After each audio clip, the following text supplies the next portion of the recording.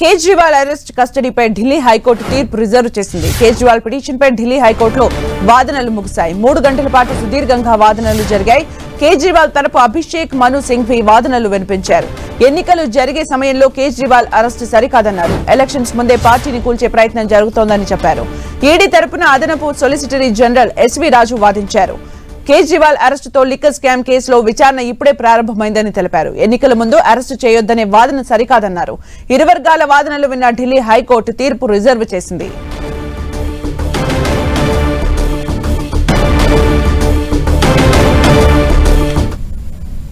మరిన్ని అప్డేట్స్ మా ఢిల్లీ కరెస్పాండెంట్ గోపి అందిస్తారు. Gopi,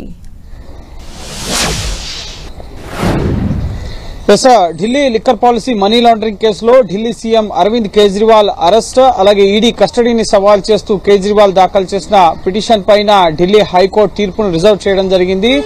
Delhi high court acting chief justice Swarnakanta Sharma ఈ తీర్పుని రిజర్వ్ చేశారు. సుదీర్ఘంగా వాద ప్రతివాదనలు జరిగాయి. 3 గంటల పాటు హైకోర్టు ఈ కేసు విచారణ జరపడం జరిగింది. ఇటు కేజ్రీవాల్ తరఫున అభిషేక్ మను సింఘ్వి, అలాగే ఇటు ఈడీ తరఫున అడిషనల్ సొలిసిటరీ జనరల్ ఎస్వి రాజు వాదనలు వినిపించడం జరిగింది.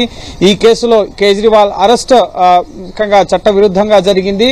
ఎన్నికలకు ముందు ముఖ్యంగా ఎన్నికల బరిలో లేకుండా, అలాగే ఆమ్ ఆద్మీ పార్టీని ఎన్నికల క్షేత్రంలో లేకుండా చేసేందుకు ఈ కేసులో కేజ్రీవాల్ ని అరెస్ట్ చేశారు. కేజ్రీవాల్ కు వ్యతిరేకంగా ఎటువంటి సాక్ష్యాలు లేవు, ఎటువంటి ఆధారాలు లేవు. కేవలం వాంగ్మూలాల ఆధారంగా అప్రూవల్ గా మారిన వారు ఇచ్చిన స్టేట్మెంట్స్ ఆధారంగా అరెస్ట్ చేశారు. సో ఈ అరెస్టు చెల్లదంటూ కేజ్రీవాల్ ని వెంటనే విడుదల చేయాలని చెప్పి అభిషేక్ మను సింఘ్వి వాదనలు వినిపించడం జరిగింది.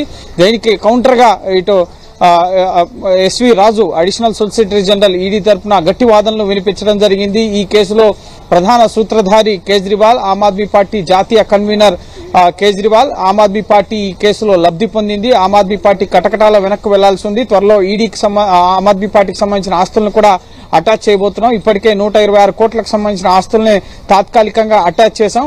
ఈ కేసులో మనీ లాండరింగ్ జరిగిందనడానికి, నగదు లావాదేవీలు జరిగాయనడానికి మా వద్ద ఆధారాలు ఉన్నాయి. అనేక డిజిటల్ ఎవిడెన్సెస్ ని డిస్ట్రాయ్ చేశారు. అలాగే కేజ్రీవాల్ ఇంకా ఈమెయిల్, అలాగే డిజిటల్ పరికరాలకు సంబంధించిన పాస్వర్డ్స్ ఇవ్వడం లేదు. సో ప్రస్తుతం ఇప్పుడే ఈ కేసు దర్యాప్తు కేజ్రీవాల్ అరెస్టుతో మొదలైంది. ఈ 2 ఏళ్లుగా దర్యాప్తు జరుగుతున్నా కేజ్రీవాల్ పాత్రకు సంబంధించి ఇప్పుడే ఇన్వెస్టిగేషన్ స్టార్ట్ చేశాం. సో ఇంకా అనేక విషయాలు వెలుగులోకి రావాల్సి ఉంది. నిందితులు ఇచ్చిన స్టేట్మెంట్స్ అనేవి ముఖ్యంగా వాటిని పరిగణలోకి తీసుకోకూడదని ఎక్కడా కూడా లేదు. అవే అంతిమం అని చెప్పి కూడా మేము చెప్పలేమని చెప్తూనే ఇటు నేరం జరిగిందనడానికి ఆధారాలు లేవంటున్నారు. సో ఖచ్చితంగా నిందితులు ముఖ్యంగా అప్రూవల్ గా మారిన వారు ఇటు మాగుంట రాఘవ, అలాగే మాగుంట శ్రీనివాస్ రెడ్డి, శరత్ చంద్ర రెడ్డికి సంబంధించిన పాత్ర పైన ఇటు అభిషేక్ మను సింఘ్వి వాదనలు వినిపించారు. వాళ్ళు మొదట కేజ్రీవాల్ కు వ్యతిరేకంగా స్టేట్మెంట్స్ ఇవ్వలేదు, కానీ ఆ తర్వాత కేజ్రీవాల్ నే కార్నర్ చేసే విధంగా, మ్యాచ్ ఫిక్స్ చేసే విధంగా ఈ కేసులో ED వ్యవహరిస్తోంది. Kejriwal, Aam Aadmi party target గా కేసు ఇన్వెస్టిగేషన్ జరుగుతుంది. సో వాళ్ళు ఒక పార్టీకి సంబంధించిన టికెట్ పొందారు. మాగుంట శ్రీనివాస్ రెడ్డి, అలాగే శరత్ చంద్ర రెడ్డి ఎలక్ట్రల్ బాండ్స్ ద్వారా విరాళాలు ఇచ్చారు అన్న విషయాల్ని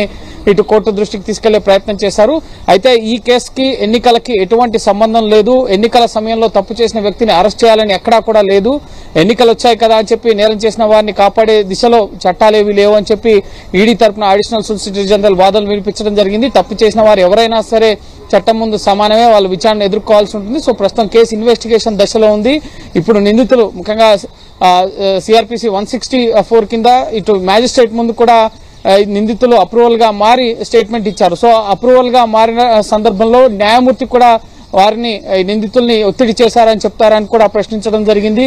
ఇప్పుడు ఎవరైతే అప్రూవల్ గా మారారో శరత్ చంద్రారెడ్డి కానీ, మాగుంట రాఘవ, శ్రీనివాస్ రెడ్డి, వీరిచ్చిన స్టేట్మెంట్స్ తప్పని మీరు ఎలా చెప్పగలుగుతారు? మొదట ఎవరైనా సరే క్వశ్చనింగ్ వచ్చినప్పుడు మొదట తమకు తెలియదు, తమకు ఏ సంబంధం లేదనే చెప్తారు. ఆ తర్వాత ఇన్వెస్టిగేషన్ లోనే కదా అన్ని విషయాలు బయటపడతాయన్న విషయాలను కూడా ఈ రోజు కోర్టుకు వివరించడం జరిగింది. ఖచ్చితంగా గోవా అసెంబ్లీ ఎలక్షన్స్ లో ముడుపుల డబ్బులు ఖర్చు చేశారు. లిక్కర్ పాలసీ రూపకల్పనలో లిక్కర్ వ్యాపారులకి అనుకూలంగా పాలసీని రూపుదిద్దడం జరిగింది. అలాగే కమిషన్ రేట్ ని 5 నుంచి 12% ఎందుకు పెంచారనే దానికి సంబంధించిన లెక్క లేదు. ఈ 5% నుంచి మినహాపోగా ఇంకో 7% కిక్ బ్యాక్స్ రూపంలో వెనక్కి ఇచ్చారు. ఇటువంటి అనేక అంశాలను కోర్టు ముందు అడిషనల్ సొలిసిటరీ జనరల్ వాదనలు వినిపించడం జరిగింది. అంతిమ లబ్ధిదారుడు ఆమ్ ఆద్మీ పార్టీకి జాతీయ కన్వీనర్ గా కేజ్రీవాల్ ఉన్నారు కాబట్టి ఖచ్చితంగా ఆయన విచారణ ఎదుర్కోవాల్సిందే. ఈ విషయంలో ఇక్కడికే విచారణ అయిపోలేదు. ఇంకా అనేక మంది బయటకు వస్తే వాళ్ళని కూడా మేము అదుపులోకి తీసుకుని విచారించడం జరుగుతుందని చెప్పారు. అంతేగాని ముఖ్యమంత్రి హోదాలో ఉన్నారు, ఎలక్షన్స్ ఉన్నాయి కదా అని చెప్పి ఆయన విడుదల చేయమండడం సరికాదు.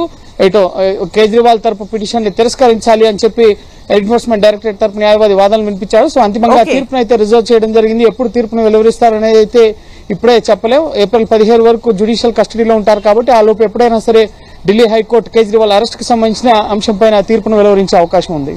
Thank you Gopi for the updates.